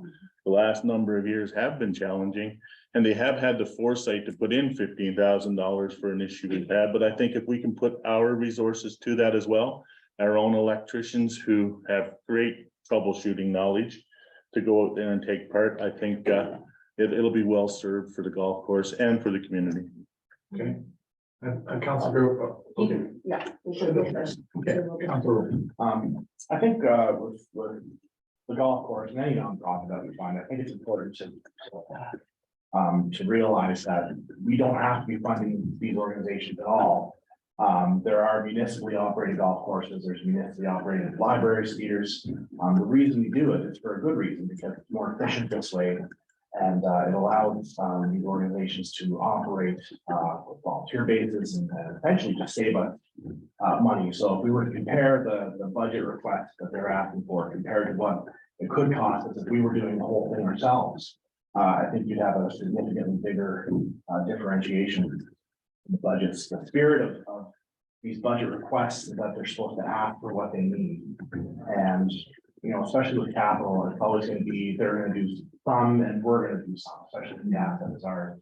There's always going to be that hybrid system. But there's a spirit of working together, and I can't help but feel that if we reduce this ask, that I would feel that we're working against them in a way. So I would be uncomfortable, you know, saying to them, "Oh, we're going to reduce this ask because we know more than you do." I think it's a reasonable budget request, and I would prefer to see what happens. I mean, the budgets are always just your best guess. I mean, they could get rain for 3 weeks, and that could really impact. So we're all just guessing, and we're all doing the best we can. And so I would like to as you said, Mr. Mayor, it's a transitionary year. And at the end of the year, we're gonna have more answers to some of the questions we have. So I would like to see this passed as requested, and then make adjustments for next year. Thank you.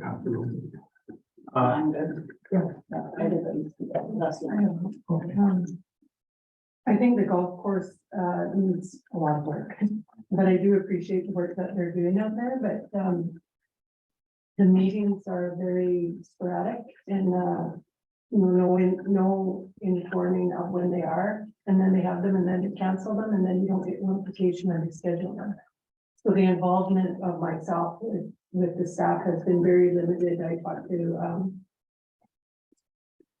Reggie Carter about some of the work that needs to be done out there, but what I'd like to see is, yes, grant them the money that they need now, but before the end of this fiscal, have a plan in place where we've clearly defined what their role is and what our role is. But I'd like to see, because it is our asset, I would like to see the golf course maintained in the same way we maintain the park, or or any other asset that we own that we're responsible for. And maybe their contract is just to administer and operate, but we take over capital assets, ground maintenance, that sort of thing. And one of the notes that I had in my, when we did the first budget review was requesting that they provide financial statements, not just budget. Because how do we know that, you know, the accounting system is going to be sustainable? Do we know that this is what they need? Last year, they had an $18,000 net income, but still needed money to operate. So I'd like to see the, you know, the Historical Society and the Senior Society provided financial statements. I'd like to see current financial statements that also show the asset values. Where are they recording the asset? You know, who owns 12 carts and the fuel tanks and, you know, everything that's out there. So I think if we could agree to have some sort of review and bring them in and talk to them about, this is what the council is considering, would like to maintain our asset and would like to just contract out the administration or operation. So I think I heard a couple of things there. One is ensuring that this MOU that we're talking about is put into place, but I also heard a broader point with respect to all of the groups, is that we have a more structured approach how they apply for money. And I think, and the question is to the corporate manager about the new policy, is that the application and the reporting process part of that? Yes. Yeah. And is our intent to make it as, what's the word I'm looking for? All the same. Consistent. Thank you. Consistent, right out of my mind. Consistent across as appropriate, right? There's some places where it might not be completely consistent, but as consistent as possible, so that council is reviewing the same type. We had multiple questions and went back to these folks for more information, which is pretty standard stuff. So if we're getting the same reporting and the same application process, it should be much easier for us. So that's part of the new policy that you're working on. That's for grants to community groups in general. Okay, good. Thank you. And so that should cover that off, and the MOU should cover off the portion with respect to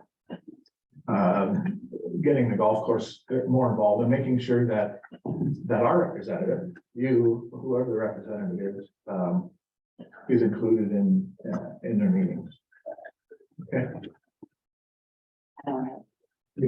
No, I'm still of the same mind. I'm just agree with what everybody has to say, and Councilor Roper, by my inability to support an increase of $52,000 or $77,000, depending on how we talk about the $25,000, because if I'm remembering the resolution, that $25,000 was supposed to be deducted from this year's ask, right? So I don't mean to imply that I don't believe what they say. I don't want anybody to walk away from this meeting thinking that because I'm not going to vote for a $77,000 increase, it doesn't mean that I don't believe what they're saying. So please, I hope nobody will take it that way.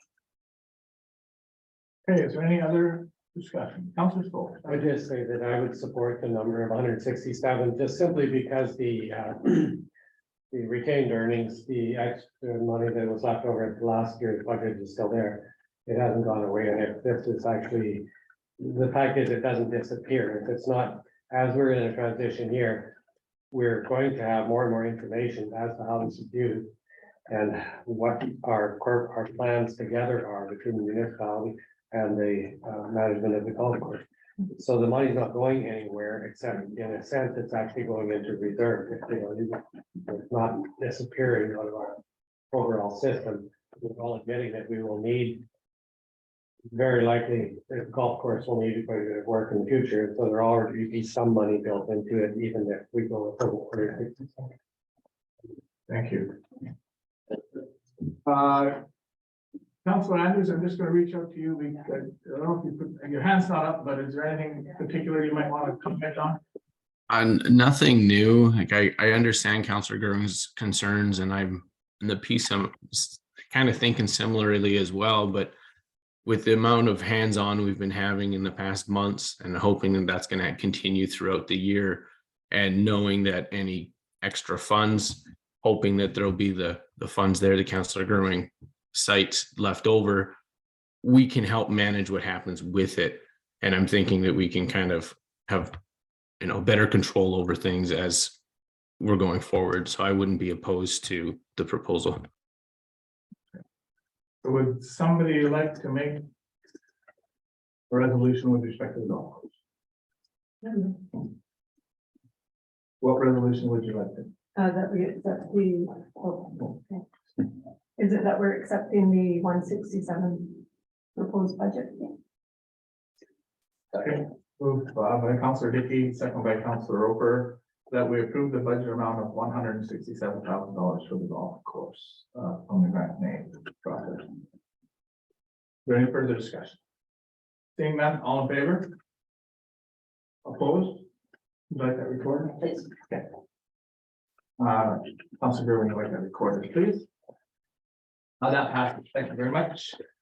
That takes us to that 20. Number 21. I'd like to recuse myself, conflict of interest. Could I have somebody message me when you're done? I'll mute my system here. Okay, thank you. Yeah.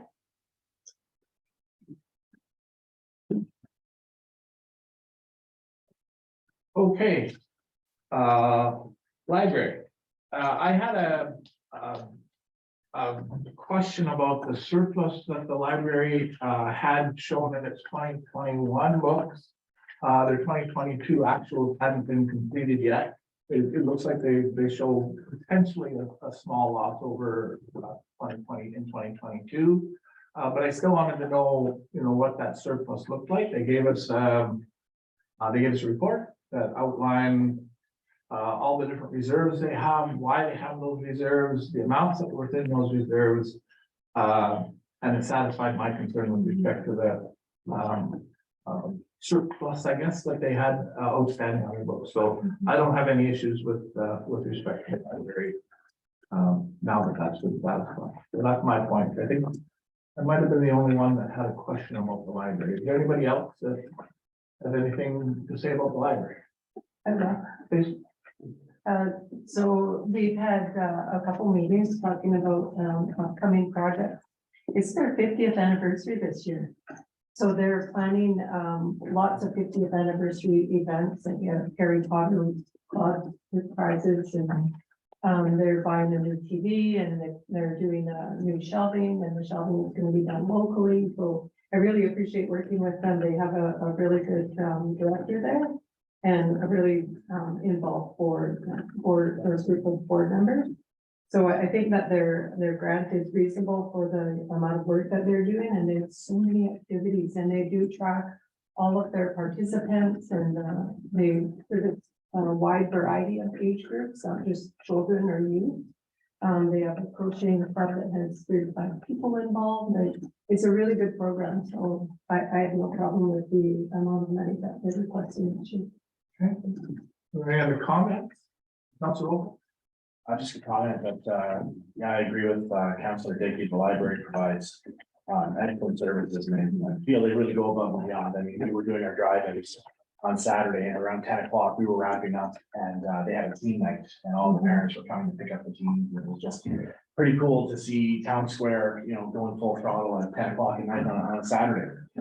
So it's not just a 9 to 5 thing, regular library things. They're really doing a lot of cool things.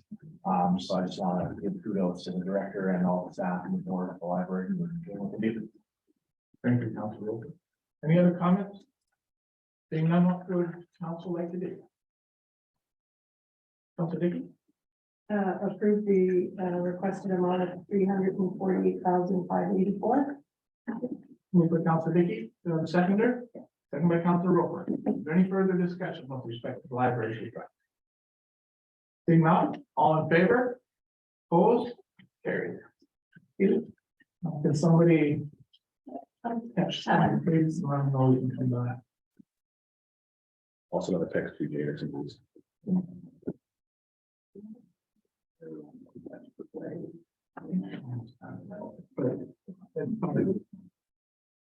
Let's take a recess for 10 minutes, we'll give a bio break, and then we'll, good idea. Physically loud. This meeting back to order, please.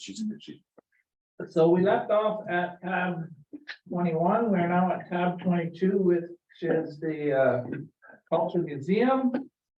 They're requesting 200,000. Comments, please.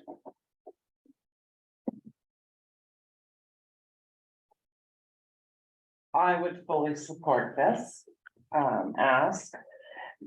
I know everybody had issues about the auction that's coming up. We knew this day would come, that Marl would pass. And some of the collection would be leaving. And it's a one-off, you know, it's not gonna happen every year.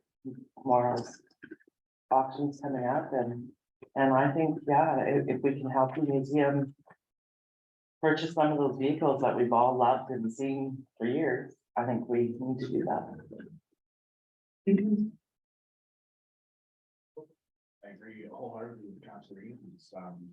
The feedback I've gotten from the public is that they were concerned about the collection and where it was going.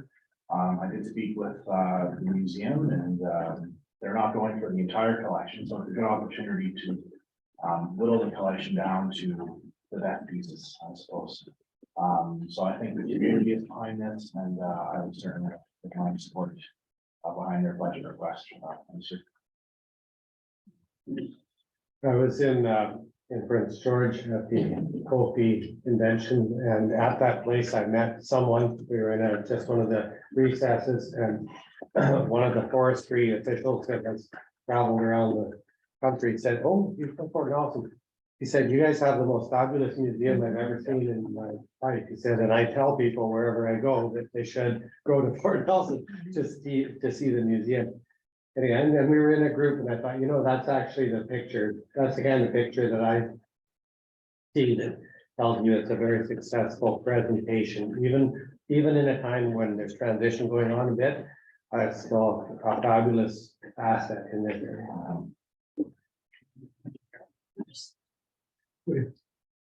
So I'm wondering if we could entertain such a notion as, because it's an auction.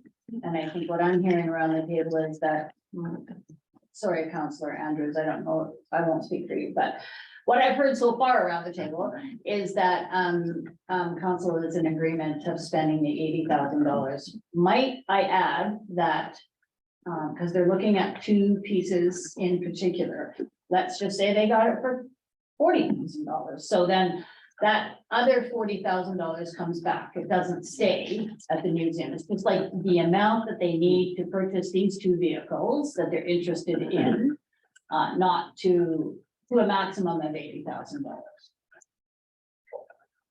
don't know how everybody would feel about that. It's something for us to consider.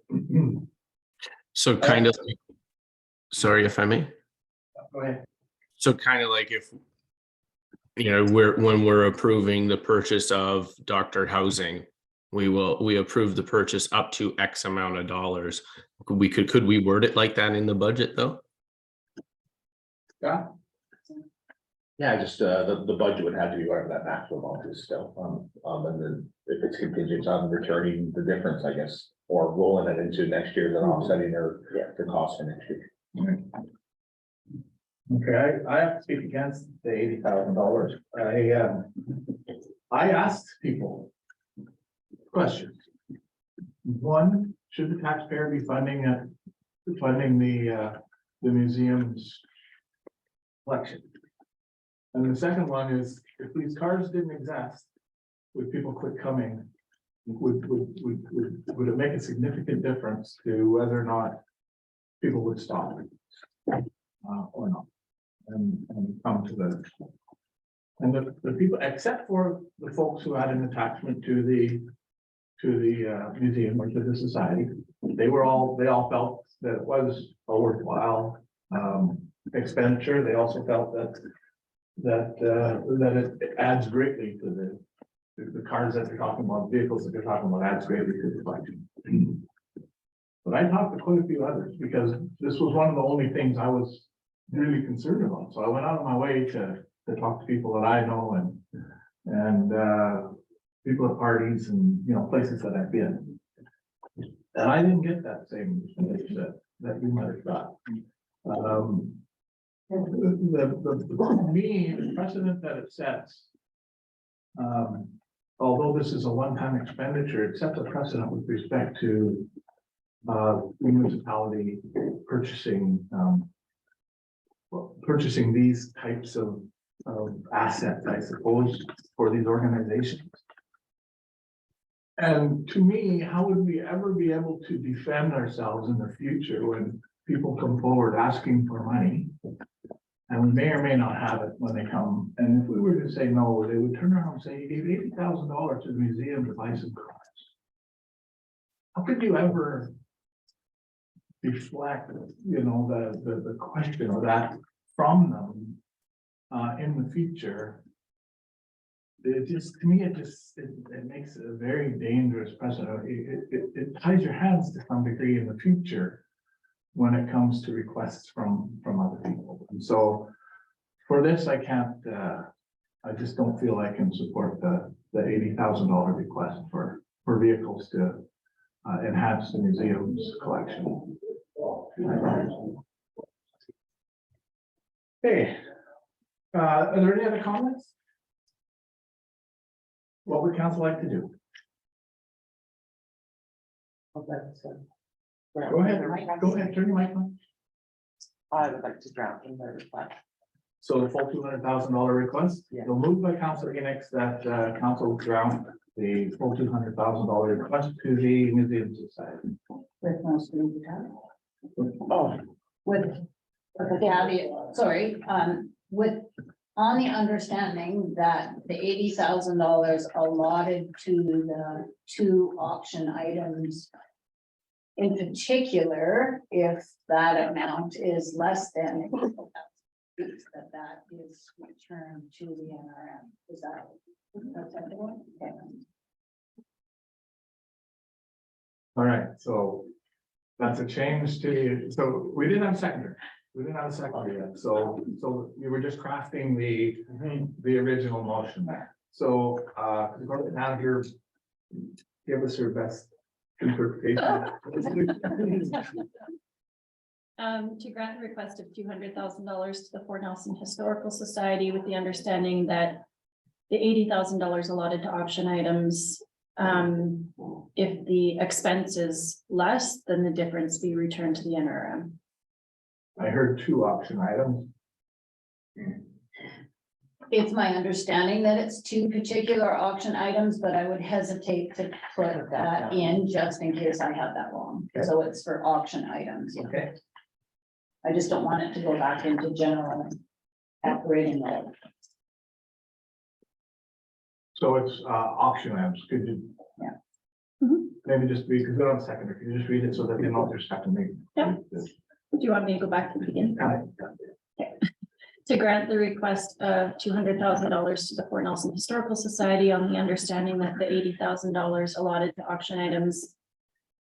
Should the expense be less, the difference be returned to the NRM. Moved by Councilor Yang, seconded. Councilor Roper. Okay, is there any further discussion? Councilor Swope. We just spent a little time talking about who owns what in this golf course world, and someone fill me in more on how we view this, or how you view this. I think like any grants I've been involved in or applied for and about capital purchases, built buildings or whatever through money that's given to my organization is my asset. It's normally how grants work. So I think, you know, we're giving search and rescue money to buy a quad. So I don't see the difference of it. Unless one is considered safety equipment, yes, it needs to be bought, and one is for entertainment or whatever you call that, tourism. But I don't really, I don't have a problem with the $200,000, because I've heard the same comments about the museum of it being just, a great place to go, especially with veterans or older people that just love seeing and reminiscing about the old equipment they have there. But, and with regards to the 80,000 and two pieces, if 80,000 will buy 6 of the vehicles, I'd rather see 6 than 2. So I would agree with your point that because we've given the money, it's there. Right? It's not similar to the golf course where we have an asset. That's my take on it. Councilor Berry. Yeah, I think that this is, we've been dealing with this issue for years. We bought jet boat.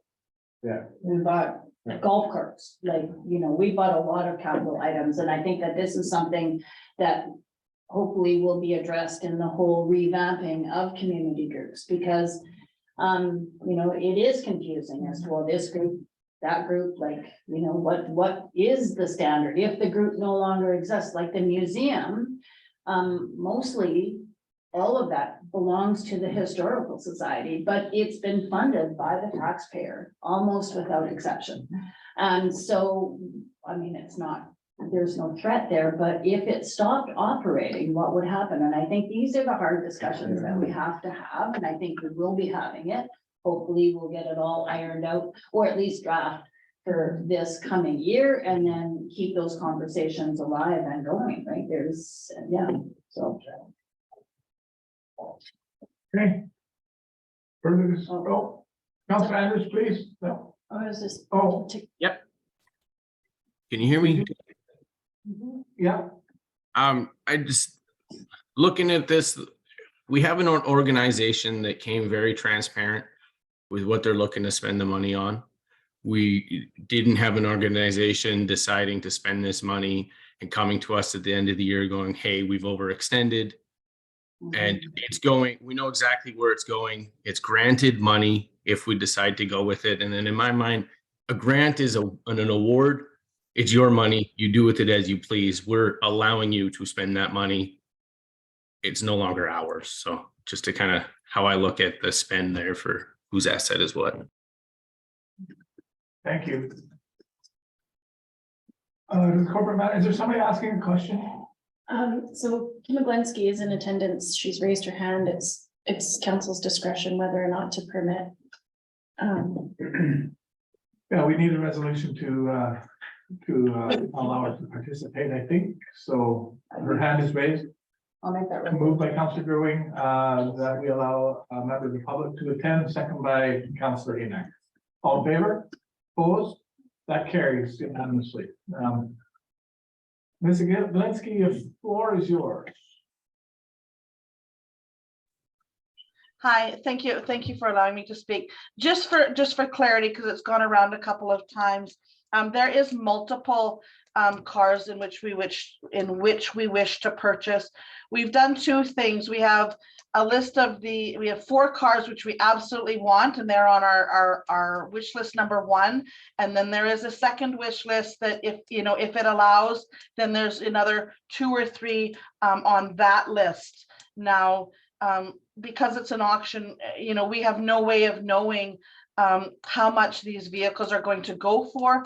So we had to use the appraised value. I suspect, or we're hoping that they don't go for appraised value, in which case there may very well be money left. And if council's, wish is that to return that, then, that is certainly something that the board won't have a choice but to entertain. So I've heard 2, and then I've heard multiple. So I'm just wanting to clarify that for members of council is all.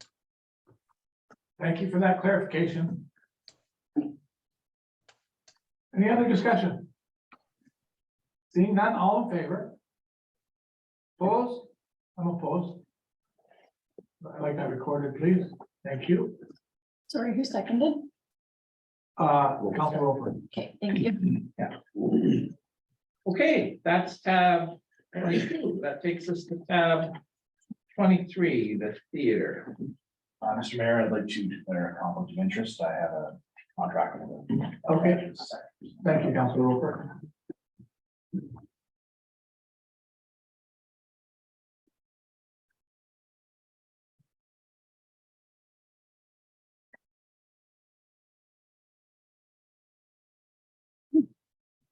Okay, so we have a request from the theater, Phoenix Theater Society for $184,500. Comments?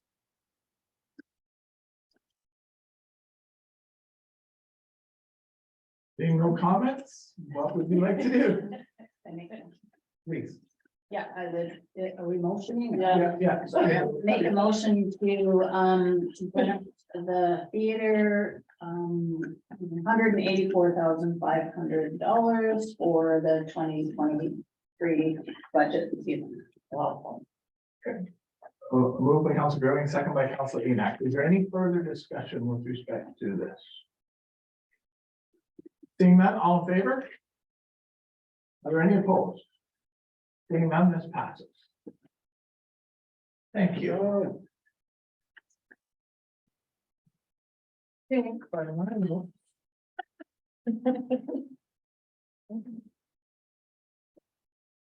By my notes, we've approved the budget with some minor changes. We've approved conditionally, or not conditionally, how did you call it? In principle, thank you very much. Maybe staff can let us know what the next steps are. I'm just doing some math. Well, I think basically, council's approved this document in principle right now, the changes to the document with the amendments. So amendments are noted. So we're sitting at $133,200 change, so a reduction to the net tax levy, which brings the net tax levy to $22,301,479. Those two changes in the document was the removal of the EV charging at $23,200. And then the museum sidewalk, just the funding change, so just funds to come from grant funding. We'll still in the background for other grant opportunities, but we have the ability to use the funds that we've already received when we get that process in motion. So I don't think, Jay, there's anything else, because everything's been done systematically, and the official approval of the budget essentially is when you see the tax file. So it's a bylaw process now moving forward, essentially is what it is. The tax rates will be set. Yes. You have I'm used to there being a specific tax rate bylaw that very specific to what the rates would be, and then the overall budget would like. So There's no, there won't be a budget bylaw. There's a 5-year financial plan and the tax rates bylaw. So the tax rates bylaw, it will be updated based on what we published yesterday to what reflective of the decisions today. So we'll probably print that later on this afternoon, this evening, just because we'll have to hold it up again. And so the bylaw process also includes a public participation opportunity. So you would do first three readings on Monday evening, and then it will be another adoption at a later meeting, so it'll be a May meeting. So there's an opportunity for the public to have input at both of those meetings. Correct, yeah. Okay. Good. I think we went through the draft public engagement, and we got a report back basically from the public on the draft. Hopefully all of you have taken into consideration what you've heard from that process and from what you've heard in the community and made the appropriate changes today. And I'm happy to see that we've been able to get through this and hold a final budget document together. So congratulations, everybody. It's been in my view, it's been a good process. Yeah. So, are there any other comments generally before I adjourn the meeting? Councilor Roper, just a kudos to staff for all their hard work, continued hard work. Here. Hey, I think that is it. The public can ask questions. I guess that's Item 5 on the agenda, are there any questions from the public? We have no gallery here.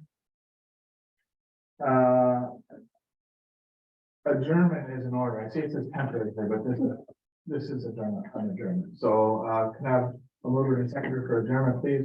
Moved by Councilor Dickey, seconded by Councilor Phoenix. All in favor? Opposed?